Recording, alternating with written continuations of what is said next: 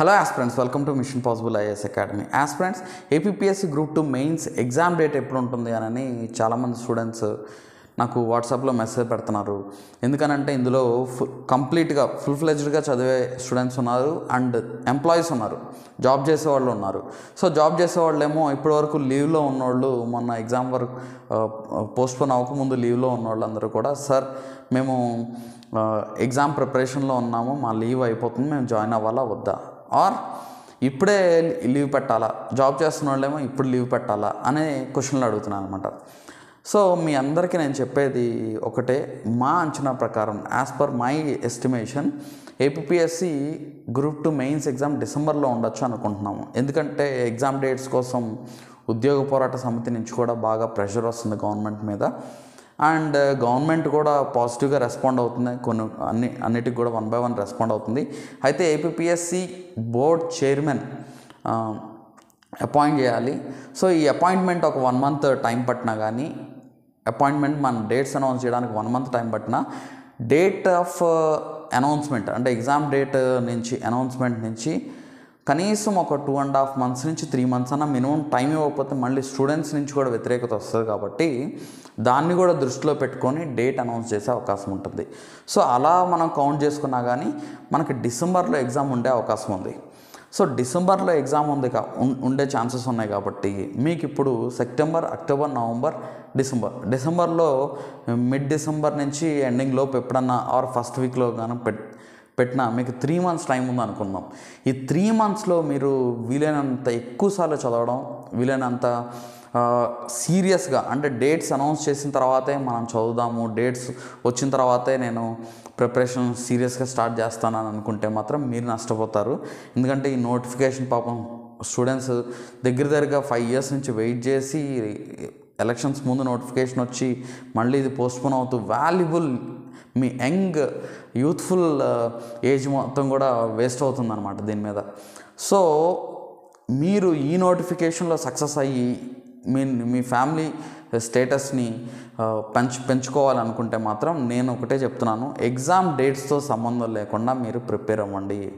Exam డేట్స్తో సంబంధం లేకుండా ప్రతిరోజు మీకు ఎగ్జామ్ ఉంది అనే మైండ్ సెట్తో చదవండి, కిల్లర్ ఇన్స్టెంట్తో చదవండి. అంటే ఈరోజు నేను ఎగ్జామ్ పెట్టినా కానీ నేను రాయగలను అనే ఆలోచనతో చదవండి. ఎందుకంటే మళ్ళీ నేను చెప్తున్నాను, దీని మీద చాలామంది హోప్స్ పెట్టుకున్నారు.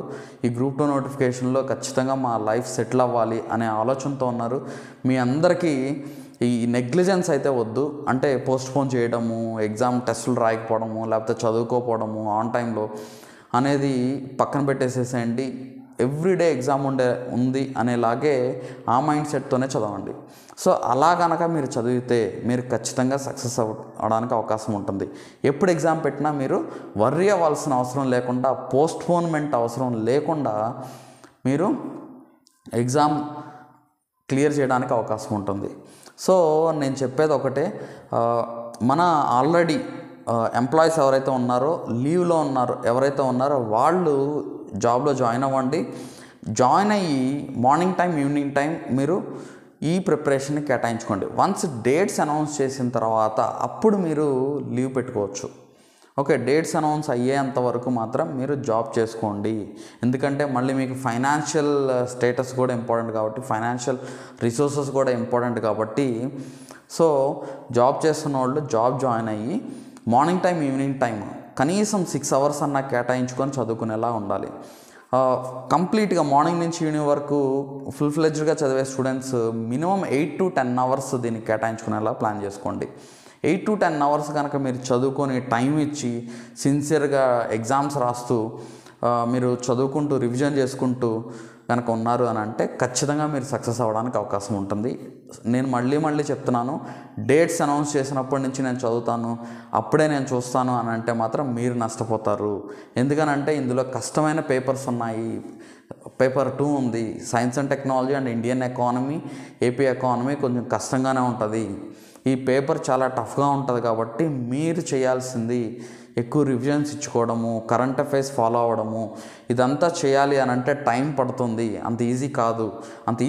కాబట్టి మీరు ఎవ్రీ మినిట్ వాల్యుబుల్గా తీసుకుంటూ రివిజన్ చేసుకుంటూ కనీసం మీరు ఎగ్జామ్కి వెళ్ళేసరికి ఒక 5 to 6 టైమ్స్ అన్న మీరు రివిజన్ చేసుకోవాలి. కనీసం 2 to 3 టైమ్స్ టెస్టుల ద్వారా రివిజన్ చేసుకోవాలి. టెస్టులు రాస్తూ మీ సిలబస్ని రివిజన్ చేసుకుంటూ ఉండాలి. కనీసం మీరు చదువుకొని మళ్ళీ రీకలెక్ట్ చేసుకోవడం కనీసం 5 అబోనే ఉండాలి, 5 కన్నా తక్కువ ఉండకూడదు. సో ఇది మాత్రం గుర్తుపెట్టుకోండి. ఎందుకంటే సక్సెస్ అయిన వాళ్ళందరూ కూడా ఎవరైనా చెప్పేది ఒకటే principle, more revisions, limited resources, more number of times revision. అలా చేస్తే మాత్రం మీ ముందుకి మిమ్మల్ని వెతుక్కుంటూ సక్సెస్ వస్తుంది. సో మళ్ళీ చెప్తున్నాను, ఎగ్జామ్ డేట్స్ పక్కన పెట్టండి, focus on your studies. So exam date announce చేసింది అని అంటే అప్పటి నుంచి మళ్ళీ మీకు ఒక 2-3 టైమ్స్ రివిజన్ చేసుకునేలా ఉండాలి. ఈలోపు కనీసం 4 to 5 రివిజన్స్ అన్నా మీకు అయిపోవాలి. సో అలా ప్లాన్ చేసుకోండి, మీ ప్రిపరేషన్ అలా ఉండేలా చూడండి. చదివిన టాపిక్నే మళ్ళీ చదవడం, రీకలెక్ట్ చేసుకోవడం, ఇలా ఆలోచించండి. ఓకే, ఫర్ మోర్ డీటెయిల్స్ మన మెంటార్షిప్ కావాలనుకుంటే మాత్రం డిస్క్రిప్షన్లో లింక్ ఉంటుంది, దాన్ని యూజ్ చేసుకొని మీరు కోర్స్ సబ్స్క్రైబ్ చేసుకోవచ్చు. Thank you so much.